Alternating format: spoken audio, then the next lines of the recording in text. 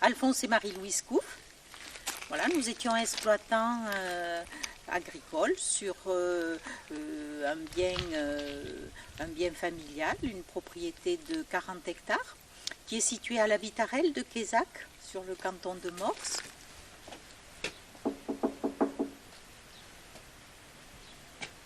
Bonjour. Bonjour Sébastien. Ça va? Bonjour Sébastien, ça va? Vous allez bien? Ça va. Notre parcours est un petit peu atypique parce qu'on a eu l'un et l'autre une activité salariée, mais les questions qui se sont posées à nous quand on a décidé d'arrêter notre activité d'exploitant agricole, ben en fait, je pense que ce sont les questions que se posent beaucoup d'exploitants quand ils arrivent au terme de leur activité, de leur carrière. Donc, nous avons 2 enfants, mais de ce côté-là, il n'y avait pas de possibilité de reprise.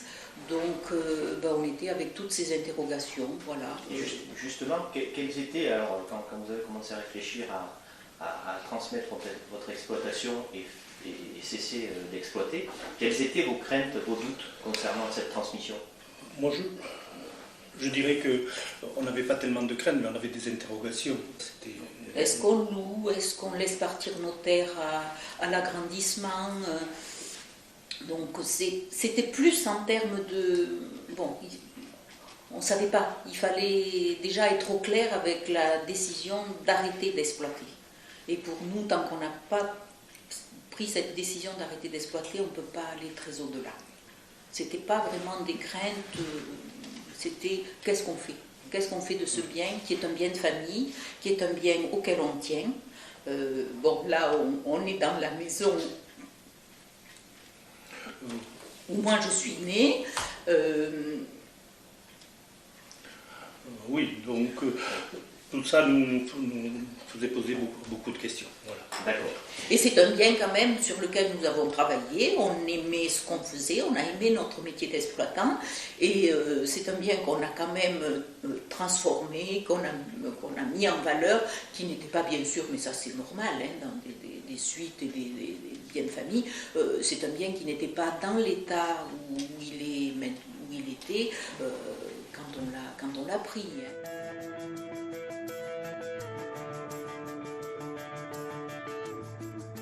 Début 2012, on a pris contact avec le conseiller du service du point d'accueil transmission de la Chambre d'agriculture. Je pense qu'avant, on en avait parlé plusieurs fois avec la conseillère de la MSA. Mais j'ai envie de dire, même avant 2012, c'est quand même des réflexions qui se font, moi je dirais, sur plusieurs années. Parce qu'avant même de prendre contact avec le conseiller de la Chambre d'agriculture, c'est vrai qu'il faut déjà être dans la démarche. On décide d'arrêter d'exploiter. Et à partir de là, ce premier contact nous paraît très important parce que on a quand même le retour de quelqu'un en face qui n'a pas d'intérêt dans notre réflexion, qui est neutre dans notre réflexion et qui peut nous faire aussi le retour de toutes les questions qui vont se poser à nous. Donc ça, c'est un peu ça formalise aussi notre réflexion, parce qu'en fait c'était dans notre tête, on savait bien qu'un jour on arrêterait, mais de là à faire déjà seulement une démarche, de prendre contact avec le conseiller du point d'accueil transmission. Et avec ce conseiller, donc ça consistait à quoi en fait on était déjà avec toutes ces interrogations. Voilà, on est exploitant, on a un bien, mais ce bien, on en fait quoi? On le vend, on le loue? Est-ce qu'on loue tout ou partie des terres, de l'exploitation, le matériel, le chef? On évoque tout ça. Le conseiller n'est pas là pour nous dire ce qu'on va faire, mais il nous renvoie un peu tout ce qui va se poser comme interrogation selon la décision qu'on prendra justement. Et c'est là où on prend conscience aussi de tout ce qu'il faut faire comme démarche. On prend conscience aussi qu'il faut affiner notre réflexion et qu'il faut qu'on sache en clair ce qu'on veut faire de notre bien. Parler des démarches, qu'est-ce que vous avez eu à réaliser comme démarche suite à ce premier rendez-vous avec le conseiller? Ben là, disons que, mais après, on va dire, effectivement, sur les mois qui ont suivi, on a pris contact avec le service juridique de la Chambre d'agriculture, qui a quand même toute compétence en matière de réglementation concernant le fermage, le statut du fermage, les locations, les tarifs, les locations de la maison d'habitation liées à l'exploitation. Bon, ils nous ont procuré d'ailleurs les arrêtés préfectoraux. On revenait vers eux puisque tout au long de notre parcours de cessation, ben, il y a d'ailleurs eu des changements de réglementation. Donc c'est vrai qu'ils sont toujours très au courant bien sûr de l'actualité réglementaire. Donc on revenait vers eux par rapport à ça. On a pris attache aussi avec un expert agricole qui est bien sûr venu sur l'exploitation et pour nous aider à évaluer un petit peu le cheptel, le matériel. Déterminer le montant du loyer qui pourrait être demandé après avoir fait un état des lieux. D'accord. Donc, vous y êtes pris début 2012 pour une cessation fin 2013. Voilà. Donc, il vous a fallu du temps pour effectuer toutes ces démarches. Il faut quand même du temps, parce qu'il faut déjà du temps pour être un petit peu au clair dans sa tête.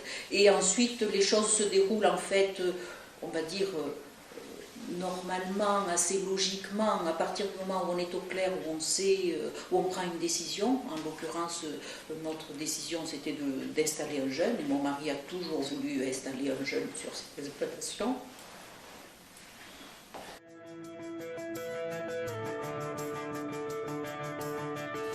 Donc justement, vous vouliez installer un jeune, alors vous n'aviez pas de successeur dans votre entourage, comment vous avez procédé pour trouver un successeur? Là, on a fait appel bien sûr au conseiller d'installation de la Chambre. Voilà, il est venu sur place pour voir déjà l'outil de travail, pour voir l'exploitation. L'exploitation, c'est un descriptif, c'est la maison d'habitation, c'est les bâtiments, c'est les cheptels, sans entrer dans le détail. Mais évoquer les modalités de reprise que vous aviez fixées sur voilà, votre travail de réflexion. Voilà. Il prenait aussi les éléments concernant un petit peu le profil souhaité par nous pour le repreneur éventuel. Donc avec tous ces éléments, il pouvait ensuite mettre l'exploitation en ligne et sur le site du répertoire. Voilà, sur le site du répertoire départemental d'installation. D'accord.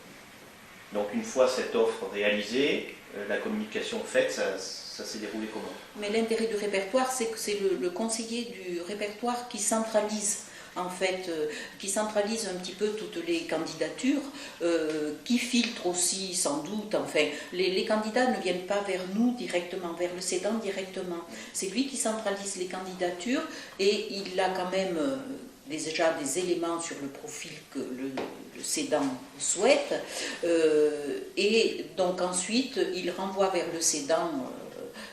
Il fait connaître au cédant les candidatures potentielles et à ce moment-là, effectivement, le cédant peut aussi faire retour de son avis et les contacts peuvent se mettre en place.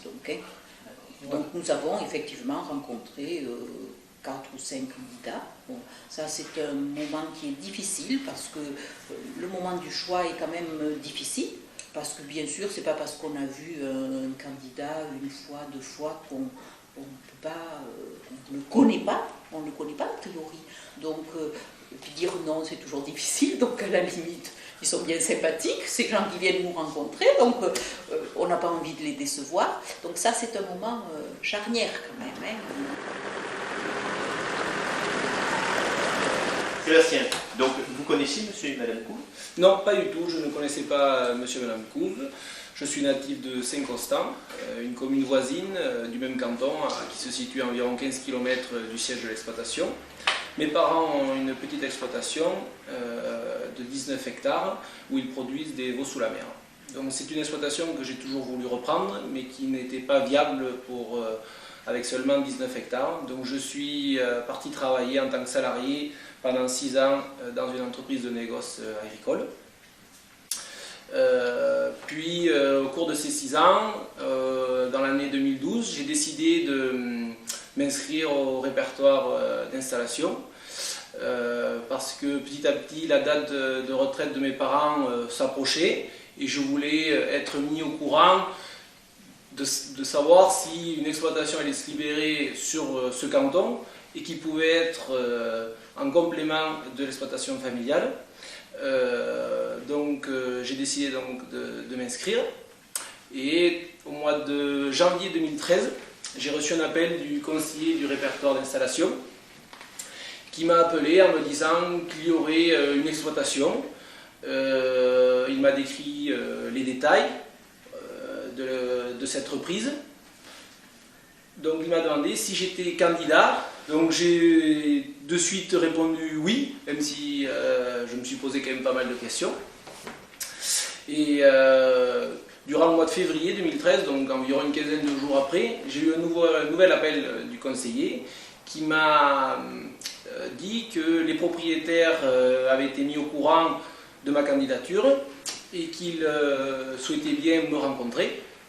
Donc j'ai pris rendez-vous avec les propriétaires pour une première visite d'exploitation, où là les propriétaires m'ont décrit leur exploitation. On a fait une visite globale de l'exploitation concernant le cheptel, le parcellaire, les bâtiments, ainsi que la maison d'habitation, puisqu'elle faisait partie également de la reprise.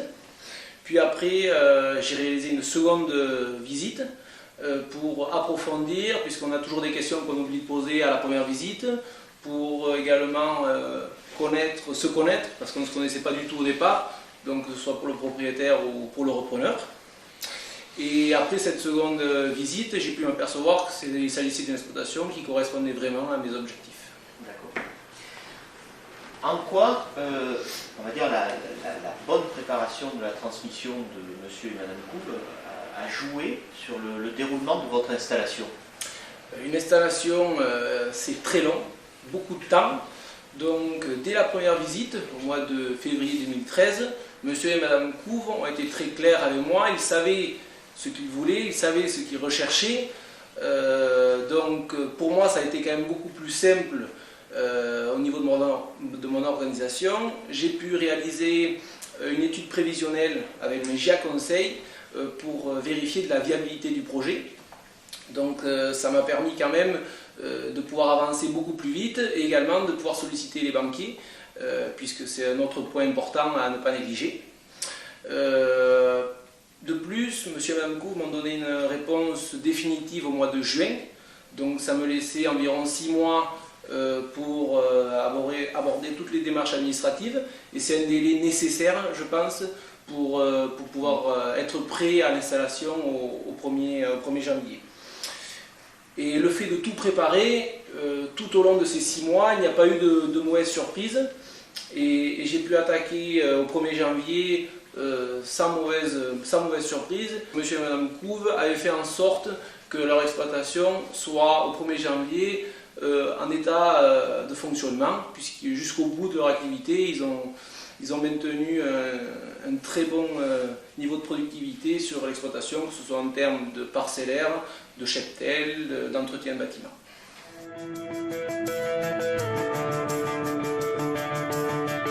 Monsieur et madame Couve, vous ne connaissiez pas Sébastien?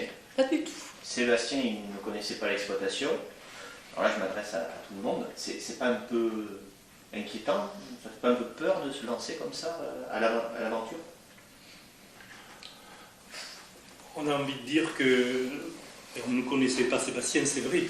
On avait eu quelques contacts, les visites, il l'a dit, mais on savait qu'il y avait un stage de parrainage qui allait avoir lieu, donc il a eu lieu effectivement avant le 31 décembre, de novembre et décembre, stage de parrainage pendant lequel on a pu connaître un peu mieux Sébastien. Et pour moi, le stage de parrainage est absolument indispensable parce que, dire une exploitation, ce sont des terres, ce sont des parcelles, pour que le cédant puisse quand même passer aussi des messages. Il peut dire ce qu'il faisait, comment il travaillait ses parcelles. Le cheptel, n'en parlons pas. Hein. Il passe aussi ces messages et je pense que mon mari a dû répéter souvent les mêmes choses à Sébastien, mais voilà. Et puis pouvoir effectivement donner des points qui paraissent des points de détail, mais le repreneur va arriver sur un environnement qu'il ne connaît pas du tout. Il ne connaît pas les limites de l'exploitation, il ne connaissait pas la maison, donc il fallait s'approprier tous ces lieux, et puis savoir comment travailler le cédant, c'est sans doute pas inintéressant, même si le repreneur va travailler différemment, ça on en a bien conscience, hein, ça nous paraît normal, ça nous paraît, voilà, mais le cédant a plein de messages à passer parce que lui a buté sur certaines choses, il est persuadé d'autres choses à tort ou à raison, d'avoir réussi sur ça. Voilà, et c'est vrai que, et je pense que mon mari avait quand même quelques inquiétudes concernant son cheptel limousin, donc il a dû beaucoup fatiguer Sébastien à lui répéter les mêmes choses, mais ça permet, le stage de parrainage permet quand même tout ça. Et moi je ne conçois pas qu'un repreneur puisse arriver comme ça, comme dit mon mari, le 31 décembre, voilà, ils ont convenu, ben c'est bon, on s'en va. Hein. Et ça s'est passé comme ça. Au niveau du stage, très important je pense, parce que c'est quand même 2 mois qui permettent de connaître énormément de choses sur l'exploitation. Certainement beaucoup de détails, mais qui, le jour où on se retrouve tout seul, c'est des détails qui sont très très importants. Donc à la fin de ces 2 mois, je connaissais quand même énormément de cette exploitation. Alors je ne connaissais pas tout, mais je connaissais vraiment beaucoup de choses. De plus, durant ces 2 mois, j'ai bénéficié d'un financement Pôle emploi et d'une indemnisation mensuelle. Également une protection sociale donc, qui me permettait de travailler en toute sécurité. Voilà, donc je pense que ce stage, c'est un très bon outil afin de se découvrir et de se connaître, puisque en seulement 2 visites, on ne se connaissait pas. Et donc ça a permis vraiment de pouvoir attaquer l'activité au 1er janvier en toute confiance. Donc au terme de ces 2 mois on a été un peu rassurés, on va dire. Et donc le 31 décembre, puisqu'on a cessé au 31 décembre 2013, j'ai dit à Sébastien, Sébastien, est-ce que tu es prêt demain à prendre les manettes? Il m'a dit oui, tout à fait prêt. Et effectivement, ça s'est terminé comme ça.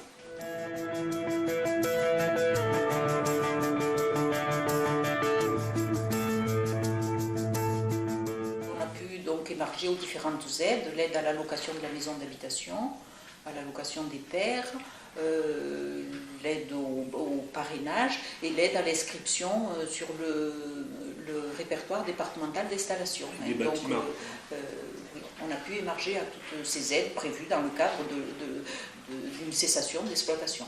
Et des aides qui sont intéressantes pour le cédant quand même. Une idée à peu près montant ça. Oui, au total, donc nous avons eu 15 000 euros.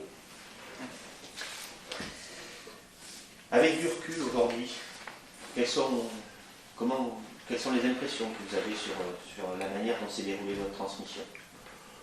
Je crois qu'on est assez satisfait, enfin, donc globalement on est assez satisfait quand même, parce que on avait beaucoup réfléchi, on a essayé de céder un petit travail qui soit performant jusqu'au bout. Donc chez Ptel, par exemple, il y avait le choix des génisses à garder pour la reproduction, ça engage quand même le cédant. Donc on a essayé que notre exploitation soit opérationnelle jusqu'au bout. Ça engage le repreneur. Et par rapport à votre volonté de... Et puis, oui, et puis la satisfaction, puisque mon épouse l'a dit, on voulait installer un jeune agriculteur avec son épouse ou sa compagne. Et donc, on a réussi, donc ce qu'on avait prévu de faire, installer un jeune agriculteur sur cette exploitation. Et puis, on est satisfait aussi de voir que il exploite correctement, comme ça doit être fait, même si au fil du temps il y aura des évolutions, mais on peut dire qu'on est satisfait. Vous, Sébastien, après 8 mois d'activité? Mais je suis également satisfait. Voilà, j'ai pas eu de mauvaises surprises jusqu'à aujourd'hui concernant l'activité sur l'exploitation. On entretient également de bonnes relations avec les propriétaires. Je pense que c'est aussi important sur le long terme. Et on espère que ça va durer comme ça. Bon, pour terminer, si vous aviez un ou plusieurs conseils à donner aux futurs cédants qui vont passer par la case de transmission, ce seraient lesquels? Et je crois qu'il faut s'y prendre assez tôt. Moi, je dirais il me semble que le cheminement s'est déroulé, enfin, ça s'est déroulé dans les meilleures conditions. Moi, je reste persuadée que ce qui est important, c'est quand même d'être au clair avec la décision qu'on prend, parce que c'est quand même, c'est pas rien. Et à partir du moment où on est au clair avec la décision, à partir du moment où on sait que ce ne sera plus nous on ne travaillera plus sur notre bien, que notre cheptel sera géré par d'autres. À partir de là, les choses se déroulent, je dirais, le plus normalement possible. Et nous, je crois qu'on fait confiance aussi, on fait confiance, et puis il faut savoir que dans la vie, on tourne des pages, hein, donc je crois on savait aussi qu'on assumerait ce choix. Le travail se fait avant, hein. Après le choix on l'assume, hein. Dans la vie, on savait bien qu'on ne pourrait pas rester exploitant toute notre vie, hein. Donc voilà. Et après ce qu'on souhaite, et je crois que ça mon mari l'a souvent dit, ce qu'on souhaite c'est que le fermier réussisse.